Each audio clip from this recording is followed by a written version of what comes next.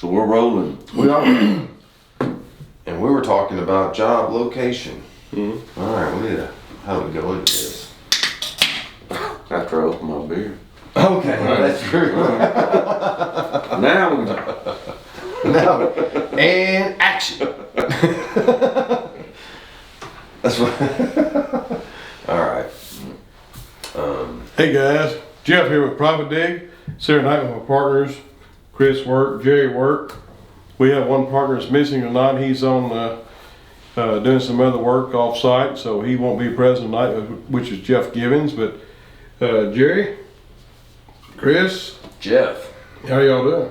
Well, how are you doing? Doing well. Good. Doing well. Doing well, doing well. Tell you what, I'm gonna throw this out there too, because this is what YouTube people do. Okay. Please subscribe, or like, or leave us a comment, whatever. If you find this content useful and you like the idea of people like us sitting around talking about construction, how to be more successful in construction, then please support us and just like us or follow us or Absolutely. whatever. Take the bucket of your heavy equipment and smash that like button. As much as you can. Yeah, that's funny. You know, we never ask for likes. We don't. They're nearly Never never. that. Yeah. Which, you know, I mean, we have a decent following on our YouTube channel and whatnot, which is obviously appreciated, but we never ask people to follow or like us, which is kind of the, you know, we're marketing / construction guys, so that seems a bit ironic. Yeah. You know, you live and learn.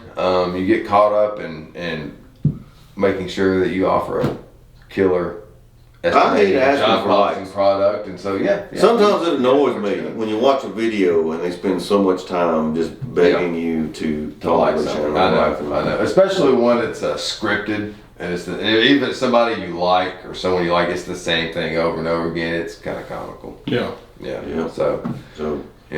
So like, follow, and all that good stuff. Yeah. Awesome. All right. Well, I guess we can talk about some, stuff. Yeah. So guys, y'all had some questions for me earlier, about, like, say, proximity of job location. Well, yeah, that's, people actually follow and like our content, and we occasionally get questions. Yeah. And one that occurs over and over again is job site stuff. When I'm going out to bid a job, whatever, I'm new to this, what am I looking for, or is there anything to be learned from just viewing this piece of property that we're about to carve up and get ready to build on? I mean, there's a lot of different, scenarios you can put together. I know you have a list of questions over there. Well, I do, actually. I'm glad you mentioned that, because I have a fairly sizable list of questions. Well, and a lot of that derives from, like location, so carry on, ask me a question, see what we get. Okay. Well, I know one of the things that I wanted to ask is ease of access. Ease of access, I mean, it seems like a no-brainer, but... Well, it does, but I mean, if you're out in a rural development, of course, ease of access is going to be easy to obtain. Mm-hmm. But, if you're working somewhere like, just say here in downtown Dixon or downtown Nashville, it gets congested. So ease of access gets restricted. Yeah. It's like, it's not just so easy to mobilize. I mean, like, I'm not going to be able to pull in this site and start dropping off equipment or dropping off materials. I can't get it all done in just say 3 or 4 hours time or a day's time. It's going to stretch out because, you got to stop traffic. You've got to have ways to unload. If you got tracked equipment and you're downtown Nashville, if you can't fit in your site, you've got to have mats, plywood, tires, other things of that nature. And plus you got to have labor on staff to be able to go out and put these things down. Want your low boy on hooks to be able to put these things in place to get your piece of equipment or multiple pieces of equipment from the low boy to the site without damaging the existing asphalt. So I mean, it can be a huge difference if you're bidding on a job on an acre of land out in the country versus an acre of land. Oh, in the yes, city. yes, most definitely, yeah. Yeah. Go ahead. I want to just put you on the spot for a second. Okay. And I know there's no exact number and it can vary depending on where you're located. But let's just say I fumble this process in my bid in terms of when can I get in and this and that, and I way underestimate the time involved there. If I'm a small guy, let's say I'm a small guy with a crew, maybe two, what is it costing me in terms of loss per hour? If I'm having to wait to get a piece of equipment in and I've got guys standing around, I mean, I know, and it can be a percentage. Well, it's hard to throw a number at that, but Sure. you can. A good way to figure it is like it's going to cost you roughly, if you have your own lowboy, if you're going to hire a lowboy, whatever it may be, it's going to cost you roughly around $500 to $600 if you're moving in a 15, 20 mile radius to mobilize. 15, 20 miles. Yeah, So not a long distance. No, to mobilize one piece of equipment. Piece. That's mobilize and demobilize. Yeah. So you're looking like $500-600. Yeah. So if you got a site or a project that's going to take 4 or 5 pieces of equipment, I mean you can type $2 to $3 grand pretty easy. Just in mobilization, just getting your equipment there. Just getting there. Yeah. Yeah. And then if you're like in a restricted area, say you're on 2nd or 3rd Avenue of downtown Nashville, then you're looking at a minimum. You got to have a flag crew there to stop traffic, direct traffic. In like Nashville, they require a uniformed police officer to be there to help you direct traffic. I guess that's your expense. Yep. And so like with Metro, I've got a contract with Metro. I've got to give them 48 hours notice of when I need an off-duty police officer with a car to be there on site. And they charge me $50 an hour for the police officer and the car to be there on site. And they got a 3-hour minimum, which I understand that. Sure. And so, and then at that point, I'm taking plywood, I'm taking tires, blasting mats, whatever I need to lay down to get, once a lowboy drops deck, to get that piece of machinery from the lowboy to the job site. So I've got to have a minimum of 3 to 4 laborers there to lay this stuff down, pick it up, and move it as each piece of machinery comes in and goes out. Yep. So every time you mobilize and demobilize, you're looking at probably $1,500 to $2,000 in cost. By the time you Per figure piece. your labor, per piece. Yeah. So I mean, it can get expensive very quickly, and that's one reason you need to look. When you're bidding a project, and make sure that you got the right number of pieces of equipment allocated to do this job, and the right personnel on hand, to get this equipment in and out of that project. Sure, a lot of times we like to load up a job site with equipment because it looks good. Sure. But when it's going to cost you thousands of dollars to move, just say one piece of equipment in and move it out. Yeah. You might want to rethink your game. Maybe we need to do this with a minimum amount of equipment Absolutely. because it's going to be a slow-paced job anyway when it's downtown and restricted like it is. Now, if I'm bidding to a general contractor, is he going to tell me those kinds of details that I'm going to need to pay a police officer $50 an hour, or do I need to understand those things myself? You got to figure that out because unless you exclude or qualify your bid, like all traffic control, all mobilizations is at your expense, not mine. Which they're not going to accept your bid at that point. They're going to want you to handle your mobilization and demobilization. They don't want to deal with that. That makes Right. sense. Yeah. But you need to know when you're working in a downtown area, that you're going to have to acquire, and a lot of times they require a traffic control plan, in which that would be at my expense. I've got to produce a traffic control plan. If I've got work that's allocated out in the street, I'm going to be shutting down multiple lanes. I'm going to have to produce a plan, an engineer plan, to give to this municipality or this entity to be able to say, yes, we approve, or no, we don't approve. Because it becomes, at that point, it becomes a life safety issue. And it's based on, like, of course we call it Metro here, but Metro Fire, Metro Police Department, and Metro Ambulance Services. If you've got one lane, multiple lanes, or a whole road shut down, they've got to know, because there's an emergency and that's their ease of access, they've got to reroute. They've got to figure out what the best route for them to go is.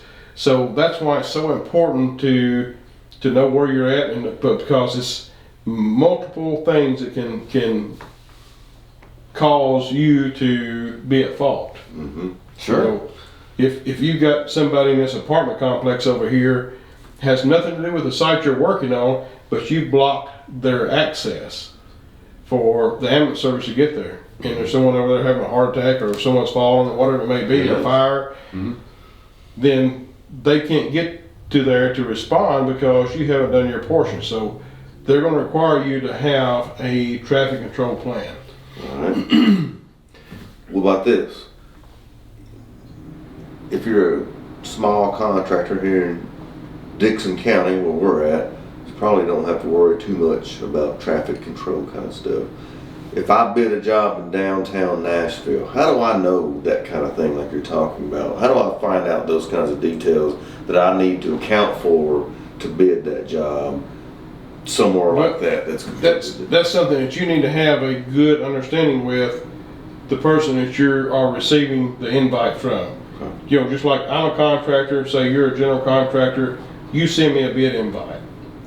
Well, I look at the location, like we know it's possible, I may have to have a traffic control plan. So I'm going to call you up and say, hey Jerry, you know, hey, I appreciate the invite on this job. You know, what are the stipulations for mobilization and demobilization, and I'm going to be working out in the street portion of this project. What are my requirements? Am I going to submit an engineered traffic control plan? Okay. You know, what am I going to have to do on my part?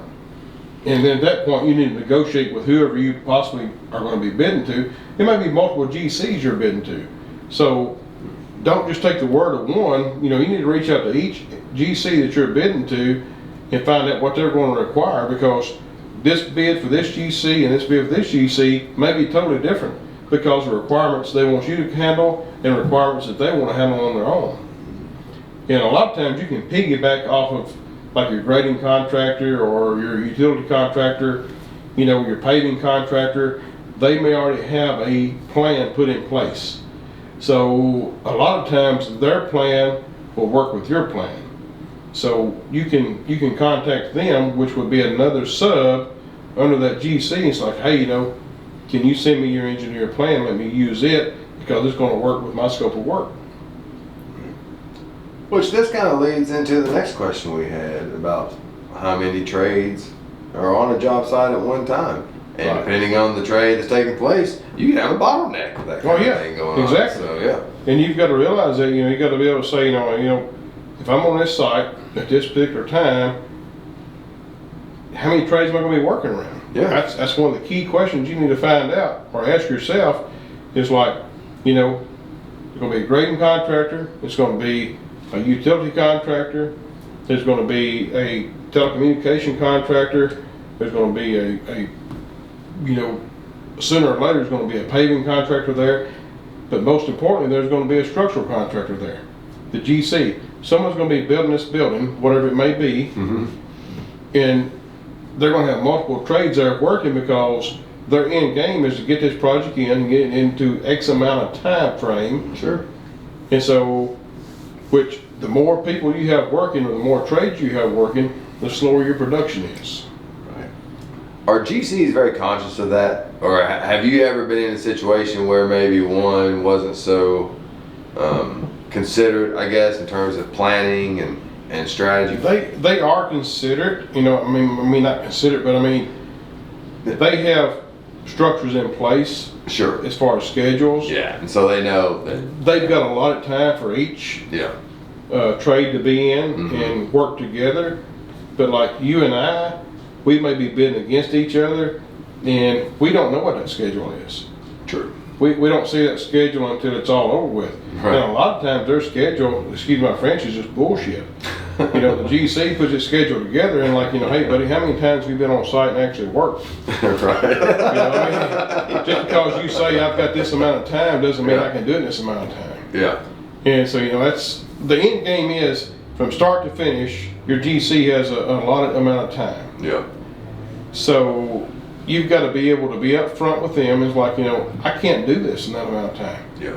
I can give you X amount of days. Well, they're getting feedback from each contractor.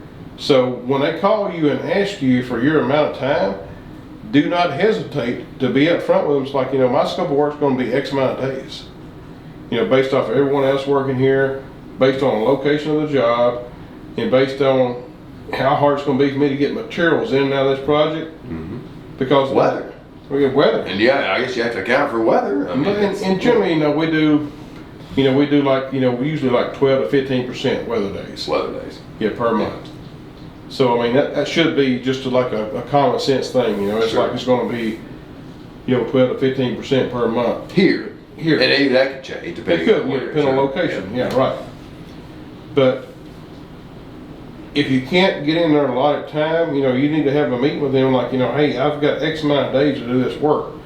But you as a subcontractor for your scope of work, you've got to be able to recognize job A and job B. This one is downtown restricted.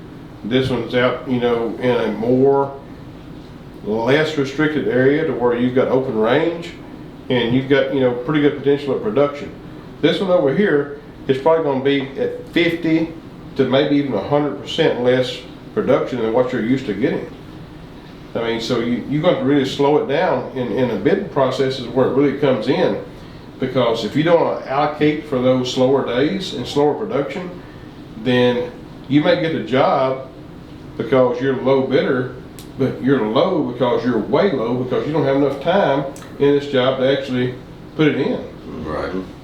So, if I'm used to getting, just say 100 feet a day, water line, 70 feet a day sewer.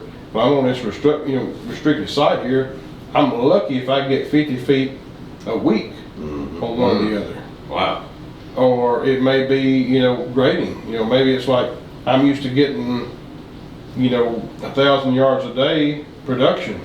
Where over here, I'm having to haul off site. I got to have flaggers flagging my trucks in and out, haul off site. I'm lucky if I get 200, 250 yards a day. Wow. All right, let me ask you this. What we're talking about there, like the congestion in the area you're going to be working, if I'm looking at an engineer's plans, am I going to recognize that, or do I need to go? No, it's not going to tell you anything on the plans.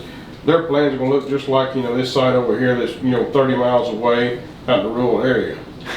So you've got to be able to recognize, hey, I'm downtown, this is going to be highly restricted. And, in city work, there's actually like 3 phases to it. You got your rural areas, and you got your suburb areas to where it's like mediocre, and then you got your actual downtown areas to where it's like completely restricted. I mean, sometimes it may take you 20, 30 minutes to get one dump truck in and off site. Oh, wow. Yeah. From the time he comes in, gets around all your other trades, gets to the point where he's going, gets loaded, and then gets around other trades and comes back out, you've got a flagger and possible policeman, there to direct traffic. It may be, where typically you're used to getting a load turned around every 3 to 5 minutes. It may take you, a good 15, 20, 25 minutes to get that truck in sight, get him loaded, and get him off site. Maybe even longer than that. Yeah. Substantial. Yeah. Then there's also, when you've got material, spoil material, that you're going to need in the future, like as a grading contractor, to finish this job up, you may have a designated area to store it in, but you're still working around other trades. I mean, there's so many scenarios. And then, you got to store it. Well, now it's in a way, now you got to move it. Well, here it is in a way again, now you got to move it again. You may handle that material 3 or 4 times. So, take that into consideration. And it may be cheaper in the long run to haul that material off site a few blocks down the road or a few miles down the road and stockpile it and then move it back in instead of moving it multiple times. Well, here's another one for you. All these trucks coming and going creates a lot of noise. It does. Heavy equipment. I think we should save that for the next episode. The next episode? Yes. Okay. I think We'll this do is- that.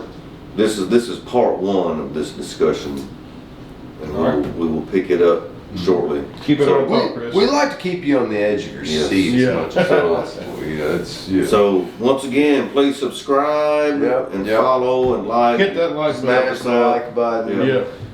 Comment, ask questions. We would love that. Or if email us at info@profitdig.com. Whatever we can do to help. And if you could use a low cost, high quality construction job bidding and costing solution, That is please a bad visit us idea. at ProfitDig.com. Starts at $99 a month. You can run your whole company on it. Yes. Yeah, it's kind of crazy actually. Yeah. Very cool. Awesome. All right. And there's no contract either.